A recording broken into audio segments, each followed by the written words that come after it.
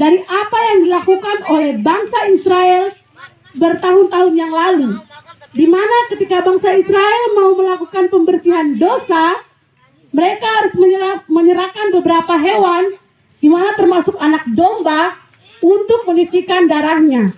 Di mana mereka harus membawa anak domba, menyerahkan kepada imam, dan imam harus melakukan suatu semacam upacara untuk membersihkan dosa.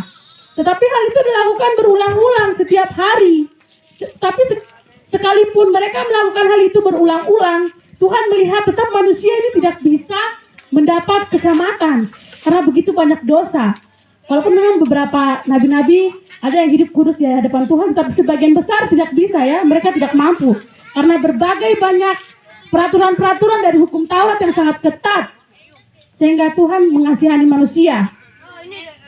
Sehingga apa yang ia lakukan? Ia menyerahkan anaknya Tuhan Yesus untuk mati di kayu salib seperti seekor domba yang setiap hari diserahkan oleh bangsa Israel. Tetapi ini dalam bentuk permanen ya Bapak Ibu dan adik-adik, tidak dilakukan berulang-ulang tetapi permanen. Di mana ketika Tuhan satu kali mati di atas kayu salib, maka darahnya tercurah. Satu kali itu manusia sudah lunas ditebus oleh Tuhan. Tidak dua kali, bukan mungkin besok Tuhan datang untuk mati lagi, tidak. Satu kali saja. Nah sekarang pertanyaannya, apakah ketika Tuhan sudah ditebus oleh Tuhan, Tuhan bebas lakukan dosa? Tentu tidak ya adik-adik, Bapak Ibu, tidak. Bukan, oh Tuhan ditebuskan jadi asal percaya saja. Kan dalam Alkitab bilang toh, percaya saja, oh tidak. Iman tanpa perbuatan hakikatnya mati. Jadi kan percaya, tapi harus taati firman Tuhan, harus ikut teladan Tuhan. Karena mau menjadi pengikut Tuhan Yesus, mau menjadi pemilik Tuhan Yesus, menjadi milik dari Tuhan Yesus, maka kita harus melakukan apa yang Tuhan lakukan, supaya itu bisa menjadi gambaran bahwa kita ini anak-anak Allah. Sehingga Allah dapat melihat, oh mereka ini yang layak dan pantas untuk diselamatkan.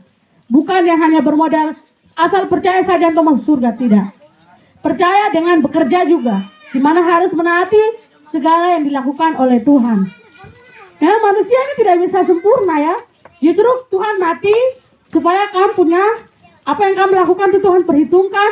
Dia berdarah suada, asal dikasihankan saja. Sudah, kamu minta ampun, Tuhan kasih pengampunan, darah basuh kamu berdosa, sudah masuk surga.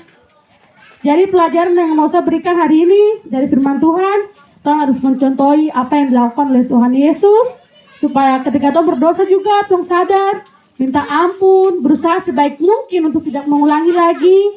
Tuhan mengasihani kita dan mengampuni kita sehingga kita layak di hadapan Tuhan. Tuhan memberkati kita dengan firman. Mari beri kemuliaan buat Tuhan Yesus yang boleh mati buat kita. Amin. Mari kita berdoa. Terima kasih banyak Tuhan untuk segala kasih dan kebaikan-Mu. Saya mohon ampun Tuhan ketika dalam pemberitaan firman-Mu saya mengatakan yang berlebih-lebih atau mengurangi firman-Mu. Ampunilah saya Tuhan. Saya berdoa di dalam nama Yesus, kiranya firman yang saya sampaikan ini boleh tertanam menjadi teguran atau menjadi pedang yang bermata dua